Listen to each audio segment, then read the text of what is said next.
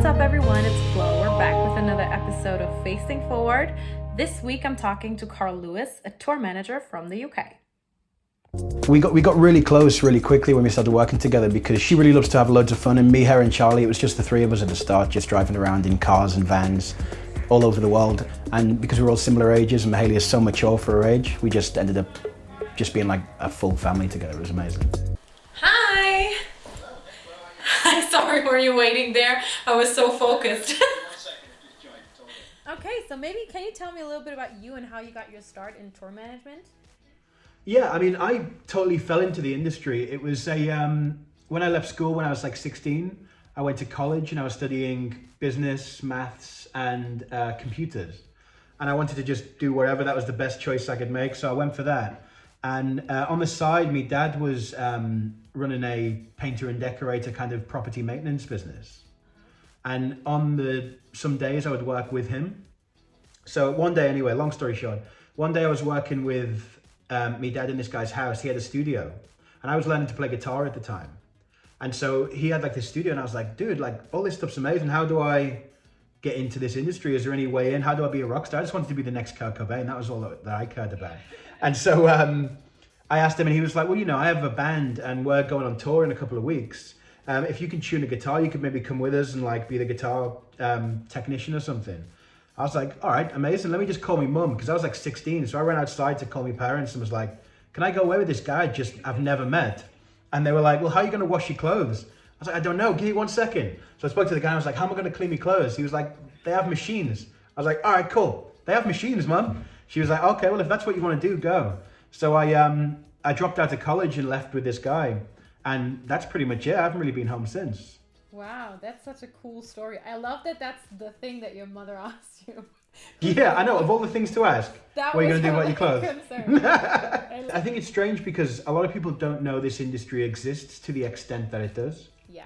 I think everyone thinks you have musicians and artists and bands and no one behind the scenes. Yeah. And I think when you first discover that there is and realize how much and a breadth of opportunities there are, it's crazy. Yeah, absolutely. What would you say are important attributes for a tour or maybe an artist manager? What do you think are skills, but maybe even like character traits, if one could say that could be valuable in that field? You have to be willing to do the hardest thing. So I think, and I forget who mentioned this to me first, but it was a really good thing that stuck with me. It's don't ever ask someone to do something that you wouldn't personally do yourself. So if from a tour managing perspective, if you're asking crew to stay up until 3 a.m. to do something, if you're not there with them, then you're doing something wrong. You have to lead from the back and constantly, don't ask someone something that you wouldn't do yourself. And when it comes to artist management, it's a solid grip on the industry. Obviously a passion for music and different styles of music, but generally just a can-do attitude, because it's kind of, in artist management, it's really hard to get things going. It takes a long time. It takes a lot of trial and error, especially if you're with an independent artist. It takes a while. And I think you have to, be able to get up every day and still try and climb the same hill sometimes with a lot of people beating you down or with a lot of closed doors or rejections. I think it's just plucking and consistency, really. If you kind of look from the artist perspective, what do you think an artist should look for in a manager when they're maybe they get approached or they have someone say, hey, I would love to work with you. What do you think maybe they could like pay attention for? I think it's a common thing with artists that they initially and immediately look for for a manager's background. Who have they managed? How long have they been managing? That kind of thing. And I think that is a bit of a defeatist approach in terms of how are any new managers going to make it onto the scene without someone giving them a chance. So I think instead of looking for who they've managed or the success or the history, that's obviously something that's relevant. But instead of only looking at that, think about how much they know about the industry. Like ask them some questions about where they think they can take you. Because a lot of people have passion, a lot of people have the knowledge of the industry and the ability to be an excellent manager, but don't necessarily have the experience yet. That doesn't mean you shouldn't take a chance on that person. They may work 10 times harder for you than a guy who's managed Pharrell, because they'll think they're the absolute ultimate manager in the world, and that's it. Yeah, yeah. Am I allowed to swear on this? Okay, they're going to think they're the absolute shit. And so, yeah, and so sometimes it's better to have someone who's a bit more humble in their approach.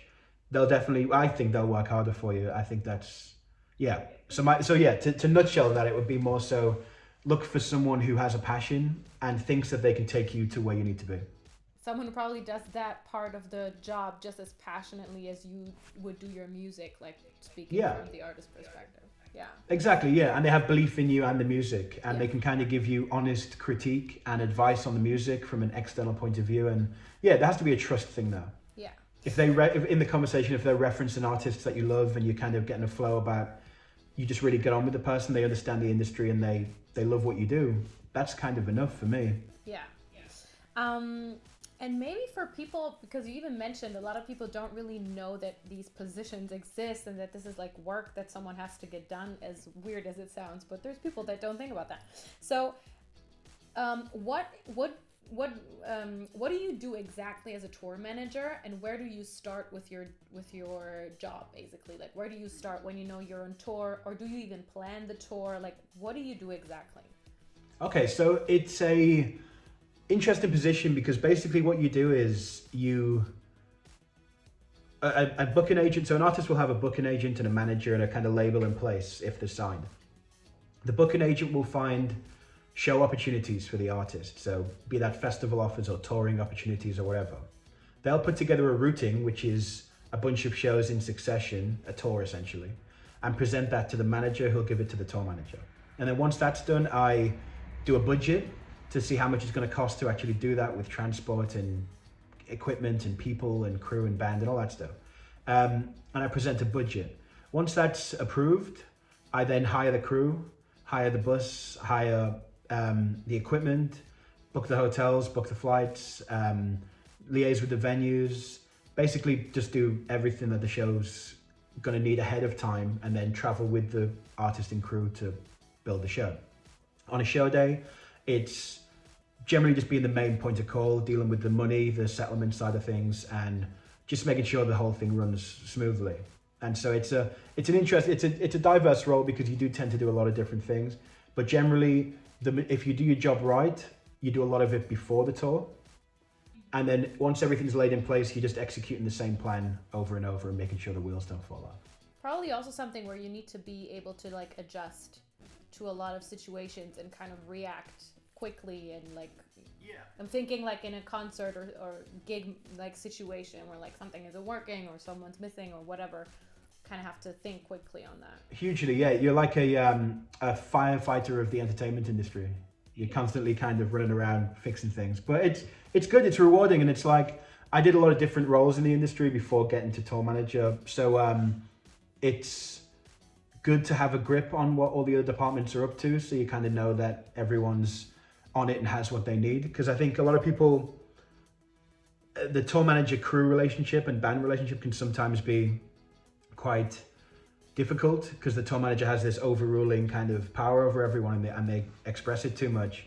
I think it's nicer I prefer an environment where people feel a trust for you, so they'll come to you with problems rather than hide them hoping that you don't shout at them. So yeah, it's about dynamic people skills, kind of earning people's trust and giving them your wholehearted trust. So, and how would you say, will your position change due to the pandemic and the way the industry kind of has to react to it, or how much has it changed maybe already? Because we've been in this for almost a year at this point. Yeah, I mean, it's been crazy. We up until, so when was it? It was March. So I did a tour. So we did a tour with an artist called 𝐼𝐚𝐜𝐢𝐧𝐠 in November of it'd be 2019 now. So November 2019, and in that we were in Australia. And we started noticing like people walking around with masks on and hand sanitizer being few and far between. And this was like November of the year before. And we were like, what the hell is like, why are people taking this so, do they know something we don't? So we were like, oh, I don't know. So anyway, we ended up getting home, we flew via Dubai, and it was all getting very kind of weird. And I then went on tour with an artist called Billy Davis, who was supporting Tones and I, who's in the UK tour, and the UK and Europe tour. And we, as we were doing that, it was a lot more real, and the guys were kind of requesting sanitizer, and everyone was a little bit worried. And we did most of the shows and everything was fine. There was no social distancing or anything at this point. And after about 3 weeks of the tour, we were in Berlin and we'd set everything up and everything was pretty much going to happen. And then we just got a phone call from the manager saying, this is from Tones and I's manager, saying it's off and the rest of the tour's cancelled as well. You have to go home. So it's like, right, okay. These guys are from Australia. So I had to get them back to London from Germany and then to Australia. So it's like, so we all jumped in the van and was like, right, I guess we're going home. With like a little bit of panic. And then we got a phone call saying, oh no, you need to go really quickly because they're starting to shut the borders of the European countries. So then we suddenly found ourselves on a great tour about to play Berlin to literally driving as fast as we can to Calais to try and get back to the UK. And from that point, that was the last show or the last potential show I've done since. From that moment, it entirely stopped. Like you say, it all happened so quick and everyone, like I still talk to a bunch of people in the live industry and no one is doing anything. Like it's just stopped. The artist management side of things, I still obviously do a lot. And that's just become more competitive because when artists can't tour, they write. So suddenly you've got thousands and thousands of songs coming out every week because instead of touring, people are sitting around writing songs. So now that's more competitive than ever. And it's this perpetual kind of manic. I didn't even think about that. So, and that brings me to the last question, which kind of talks about that a little bit. What advice would you give to artists that are starting out their career during this time of limited touring options? You know, that maybe don't have that much of experience yet, and what can they do basically? Yeah, I think with the touring world and the fact that it's so expensive, like it's a ridiculously expensive place to navigate. Even for the headline artist, it's great for exposure, but really costly. For an independent small act who's trying to support with their favorite artist in the world, if they get offered the opportunity, the chances are they'll be paid next to nothing. It's one of my biggest gripes in the whole touring industry is the fact that support acts get paid next to nothing. Makes it really hard unless they've got a label behind them who are footing the bill.